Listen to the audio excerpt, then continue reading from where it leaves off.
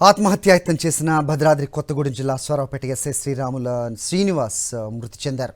గత నెల 30న పురుగుల మందు తాగి ఆత్మహత్యాయత్నం చేసిన శ్రీనివాస్ను యశోద హాస్పిటల్లో చేర్పారు. ఆయన పరిస్థితి విషమించి మృతి చెందినట్టుగా డాక్టర్లు తెలిపారు. స్టేషన్లో సహా ఉద్యోగుల మధ్య వచ్చిన గొడవల కారణంగానే ఈ ఆత్మహత్యాయత్నం చేసినట్లు ఆయన వాంగ్మూలం ఇచ్చారు. దీంతో ఇప్పటికే అశ్వారావుపేట సీఐ జితేందర్ను ఐజీ కార్యాలయానికి అటాచ్ చేశారు. మరో 4 కానిస్టేబుల్స్పై శాఖాపరమైన చర్యలు చేపట్టారు. మరోవైపు ఎస్ఐ భార్య ఫిర్యాదు మేరకు సీఐ సహా కానిస్టేబుళ్లపై ఎస్సీ ఎస్టీ అట్రాసిటీ కేసు నమోదు చేశారు. మరి అప్డేట్స్ మా కరెస్పాండెంట్ మహేందర్ ఇస్తారు. మహేందర్, చెప్పండి. సో శ్రీనివాస్ మొత్తానికి మృతి చెందారు, పురుగుల మందు తాగిన వ్యక్తి. సో ఏంటి శాఖాపరమైన చర్యలని చెప్తున్నారు? సో ఎలాంటి వేధింపులకు పాల్పడ్డారని తెలుస్తోంది? ఏమన్నా అప్డేట్స్ ఉన్నాయా మన దగ్గర? ప్రస్తుతం కుటుంబ పరిస్థితి ఏంటి? మరి ఆత్మహత్యాయత్నానికి పాల్పడిన అశ్వారావుపేట ఎస్ఐ శ్రీనివాస్ ప్రాణాలు కోల్పోయాడు.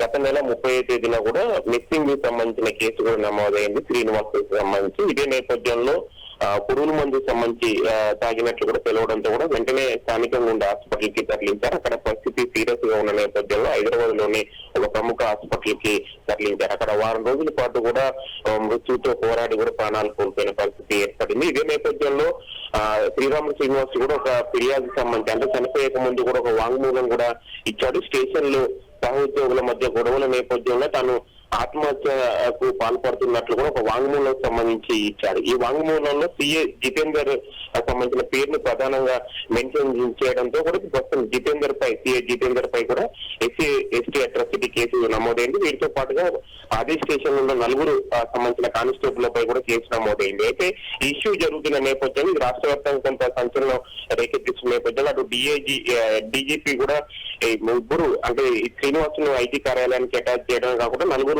కానిస్టేబుల్ కూడా సస్పెండ్ చేశారు. ప్రస్తుతం ఈ ఎస్ఐ శ్రీనివాస్ ఆత్మహత్య సంబంధించి కూడా కొత్త మలుపు సంబంధించి తిరుగుతుంది. ప్రస్తుతం సిఐ జితేందర్ రెడ్డి కేసు నమోదైన సిఐ జితేందర్ రెడ్డి సతీమణి శైలజ కూడా ప్రస్తుతం కొద్దిసేపటి క్రితం ఒక వీడియో సంబంధించి విడుదల చేశారు. తన భర్తపై కూడా ఎస్టీ కేసు సంబంధించి నమోదు చేయడం అన్యాయం అని, తాను కూడా ఒక ఎస్టీ మాదిగా సంబంధించిన కులానికి చెందిన వాడిని, తాను 9 ఏళ్లు జితేందర్ రెడ్డి ప్రేమించి పెళ్లి చేసుకున్నాను, తను తన భర్త ఇట్లా ఎస్టీ సంబంధించిన వ్యక్తులను వేధింపులకు గురి చేస్తారన్న మాత్రం నేను ఎట్టి పరిస్థితుల్లో నమ్మను. దీని వెనకాల పూర్తి స్థాయిలో విచారణ చేయాలి, కుల సంఘాలు కూడా ఆలోచించాలని కూడా ఎస్ఐ జితేందర్ రెడ్డి సత్యమణి కోసం కొద్దిసేపటి క్రితం వీడియో విడుదల చేసిన నేపథ్యంలో దీనికి సంబంధించి కూడా పూర్తి స్థాయిలో విచారణ చేయాల్సి ఉంది. అయితే ఈ మొత్తం విచారణ సంబంధించి పూర్తయిన తర్వాత ఈ ఇష్యూలో శ్రీనివాసులు సంబంధించిన సూసైడ్ ఇష్యూ సంబంధించి ఒక క్లారిటీ వచ్చే అవకాశాలు కనిపిస్తున్నాయి. ప్రస్తుతం గొడవలు జరిగే అవకాశం ఉన్న నేపథ్యంలో అశ్వారావుపేటలో కూడా భారీ పోలీసు బందోబస్తు సంబంధించి ఏర్పాటు చేస్తారు. టౌన్ లో కూడా భారీగా పోలీసులు మోహరించి ఎక్కడ ఎటువంటి అవాంఛనీయ సంఘటనలు జరగకుండా మాత్రం కట్టుదిట్టమైన ఏర్పాట్లు చేశారు. Okay Mahender, thanks for the inputs.